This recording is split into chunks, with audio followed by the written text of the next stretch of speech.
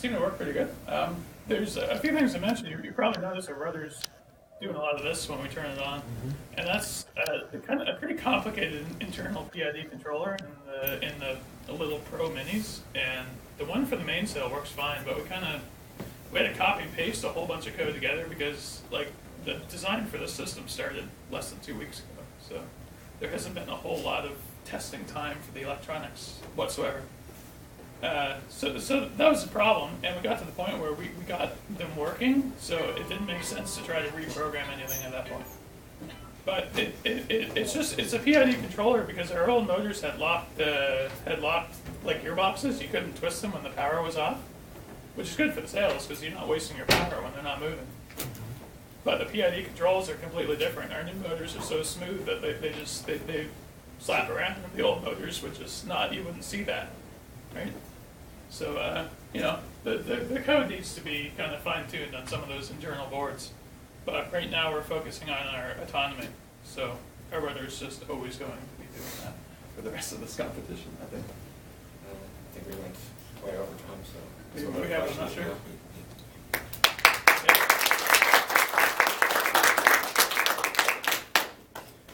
If I may, Yeah. make a comment, your design seems to be very heavily weighted on flexibility and adaptability and robustness. Was that a major goal in your? His major goal for me for this year was I wanted no one to say, "Hey, these electronics failed," because we had a nice waterproof connector set before, and we just had countless issues with the pins would pop out, the pins weren't quite right, they corrode really fast. And I'm feeling really good about this new connector system. It's just it's about the same price, maybe $20-30 for a set, and then you have to buy all the pins. But the big difference is they're not crimped, they're not small things. They're like the batteries, for example, the little connectors, they have 8 amp, very large, real sockets that you solder to. So all the connections are soldered, there's not a single crimp connection in the boat. So all of these measures towards improved reliability came from learnings from previous projects, obviously. Yes, Yeah.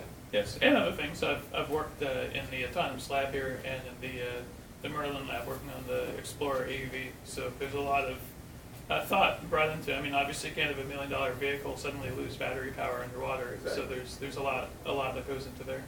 But we don't have the kind of budget to spend $1,000 per connection, which you probably know some of the underwater cabling is quite expensive. But we're not building a submarine, though. I think we may have previous years. Any other questions? I mean, there's probably a lot we didn't quite go over here. One for Adam. I'm just curious. The advantage of the boom. Have we ever tested it with basically without the boom and with the boom? And is there a noticeable difference? No, we haven't. We were actually aiming to get rid of the wishbone boom because we noticed that it wasn't actually that as effective as we thought it was. But we kind of ran out of time before we did it, so we just kind of threw the wishbone boom back on again. I mean, it was just as effective as a regular boom, I think, except maybe like a little bit of. I kind of like it because disturbances, it's we just kind of went with it, and we're going to upgrade to a regular boom next year, I think. another allowance we put in just to throw it out there is that our wireless is, we use very high current regulators on our 2 points in our remote controller and up at the top of the mast and then in the new little waterproof wireless box that we built. So we're able to use very high power transmitters, and we might explore getting some high gain antennas and maybe going for a much more robust communication link between the remote controller and the boat. Because then you can send a whole bunch of debug data right to your remote controller. You can say, oh, this is my battery level, this is what I'm doing. You get a whole bunch of data in your hands. So I think we'll try to shoot for that in the future. Yeah. I was wondering if there was a reason for making your own remote control. Well, it was done a couple of years ago, but it was more so just to give us exactly what we wanted, because we had a mainsail, we had our jib sail, and then we had our rudders. And we wanted to have a nice LCD screen so that we could kind of see what we were doing. And we had the XBs around, so it was more like we just had the parts.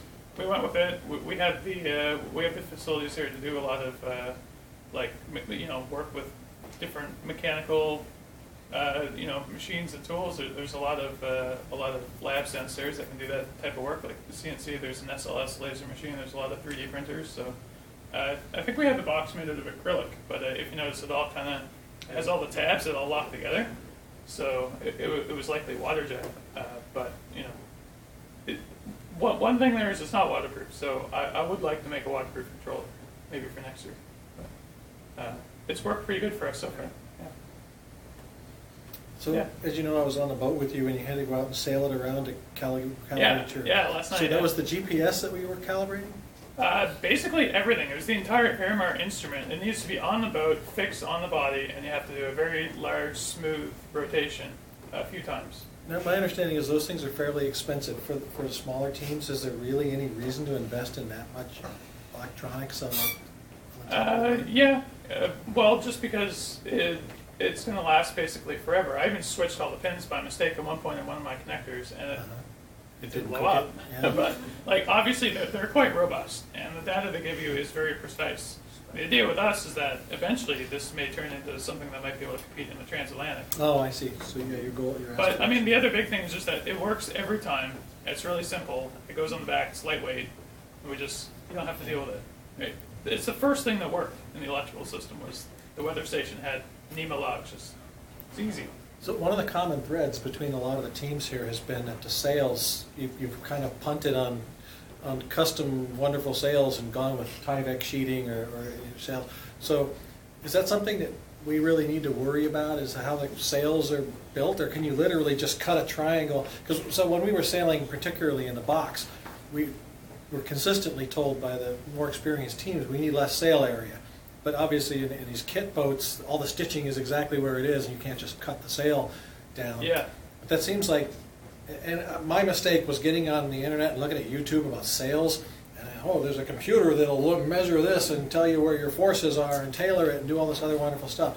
But it really just sounds like as long as you have a triangle, has that been your experience, that the sail is really not that I don't critical? have a whole lot of experience with the sail part of it, but I will say that between the first and the second fleet race, when we just installed a few like longer battens in the sail, like that added a lot of force into what we could pull from the wind. Yes, when you looked at our sail during the first fleet race, we had very bad sail shape, and almost half of our sail was just dumping the wind. It just kind of like folded over, so it was just the lower triangle of our main sail that was doing anything. So we didn't want to change the sail shape that much because we didn't have all of our supplies to be doing that. So we just grabbed some extra batten material, which is just a sheet of carbon fiber that we laid out and then cut into battens. And we just taped the battens on and extended them out to the mast, and that actually worked really well. Really nice sail after that. So you don't have to spend a lot of money, but it pays to pay attention to the sails and Yeah. kind of keep them in that. Yeah. I don't know if in one of our pictures, can you go back to where she's sailing? You can see like a little line right here. It's a telltale. It's basically just a piece of fabric that you put on your sail, and it blows around, and you can use that to look at the flow distribution along your sail. So you can like sheet in a little bit until like your telltales kind of curve around the sail nicely, because if you're fluttering, you're just getting a lot of turbulence there. That's one way you can tell if your sail's working for you. Yeah, I was just going to comment on the sails as well. There are people who make their livings designing sails, so it will make a difference. It kind of depends on how much time or money you have to spend on it. So having sails that are fitted and have a curve in them makes a much bigger difference with upwind sailing.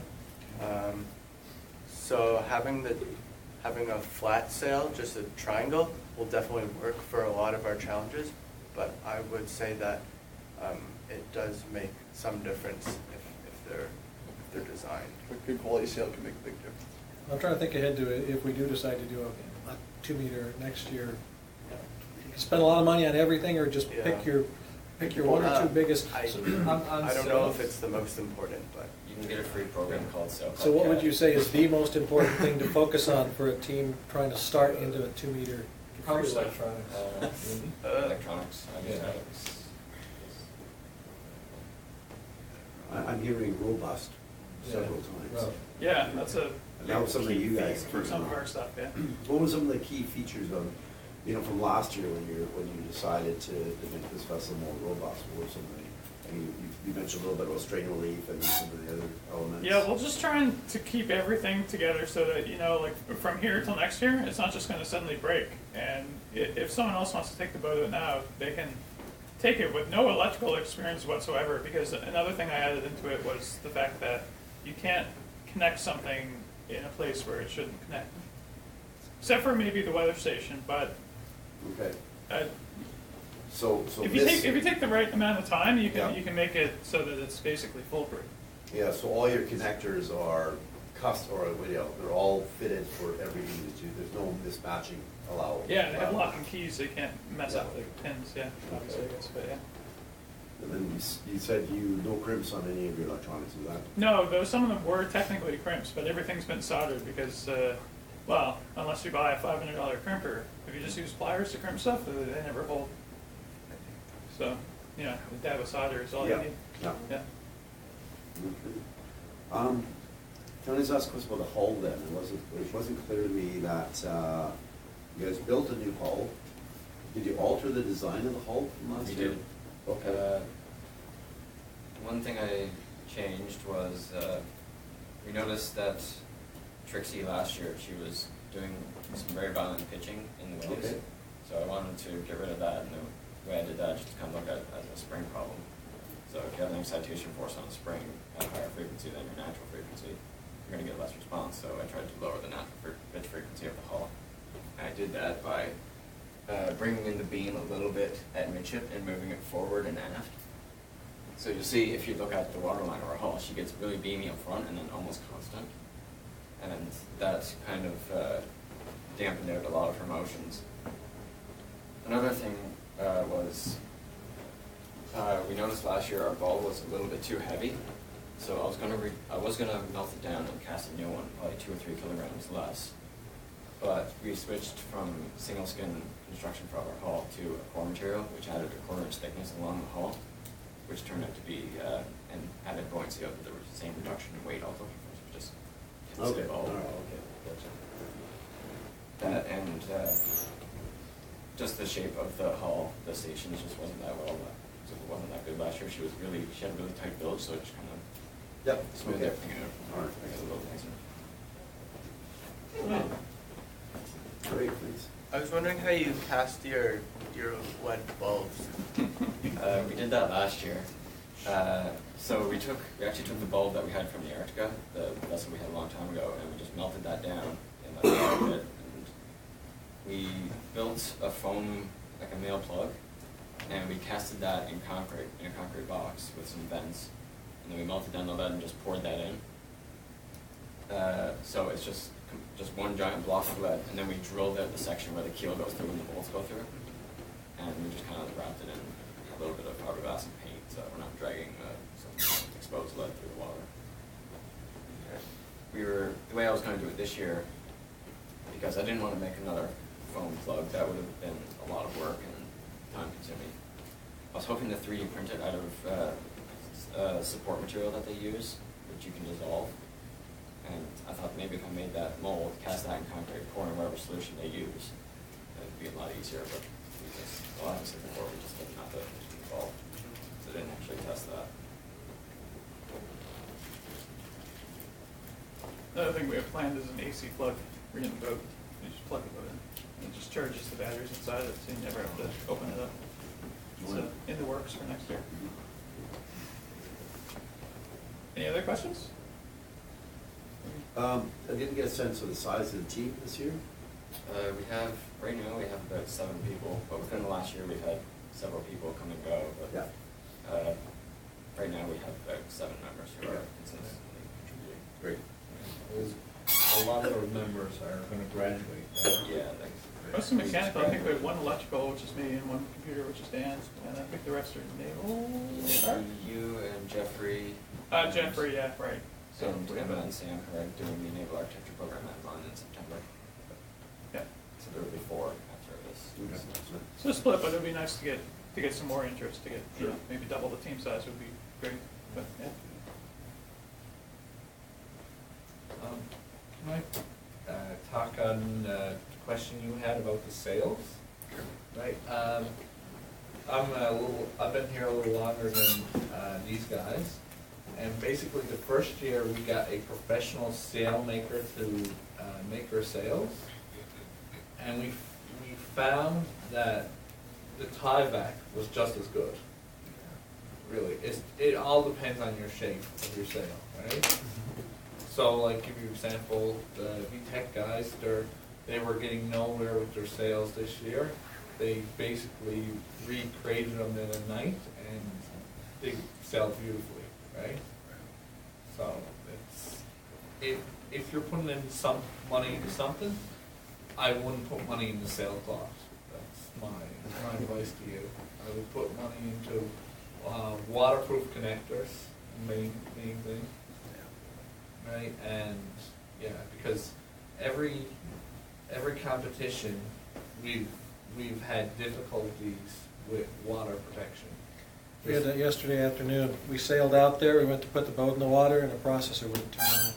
Went back to the dock, tore everything apart, and when I pulled apart one connector, I felt the moisture on my finger, cleaned that off, put it back together, and it all came out again. The stuff gets where you would least expect it to get. It's just amazing. So luckily, we've had Swan find these, we had these waterproof connectors last year, and basically, water went through our electronics box from them. So, yeah, he found these ones that are about $10 each.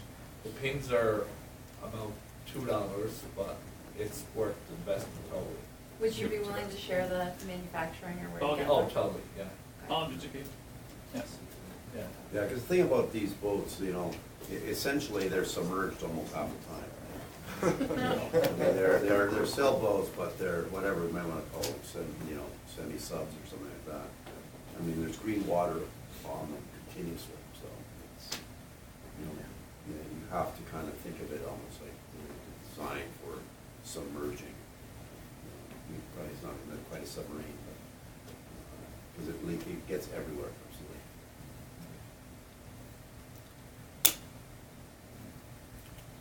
Okay, so basically, I got the bus to come here 4:30. Right, perfect. And I guess us judges will get together and we'll tally the results and discuss on the marking. I gotta say, I've gone to this on 4 years, and the presentations are just amazing this year. This is a brutal choice to make here, right? Pretty close. Oh yeah, it's very It is all within fractions here, I tell you, small fractions. very small fractions, and I'm actually blown away by the presentation the high school team gave. Right, I was saying to John that I've seen grad students or undergrads too. Yeah. Good job, you guys. Thank you. Yeah, that's We'll see how the There's recording. the university center should be open now, right? I don't think these guys have had lunch Yeah, yet. we're gonna I go think find we some need to food find at bus food. where we. All right, before everybody goes oh. off, we're gonna do a group picture. Good plan. So, over there on the stage. The judges. Oh, absolutely. I don't know if we're gonna do it, just so it might be nice We just should come down to the road. It's just the most fun robotics. And I would be interested in hearing about that too, so. Absolutely. Yeah, no, I feel like we should. I don't know why you would think it might not. everything over there.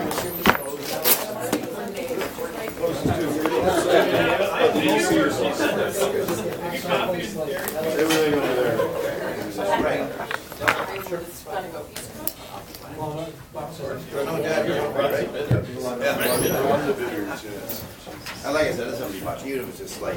I don't think you're allergic. Nuts or something, you know, like whatever. Just something to tie us over. I managed to grab a sandwich real quick. Yeah. There you go.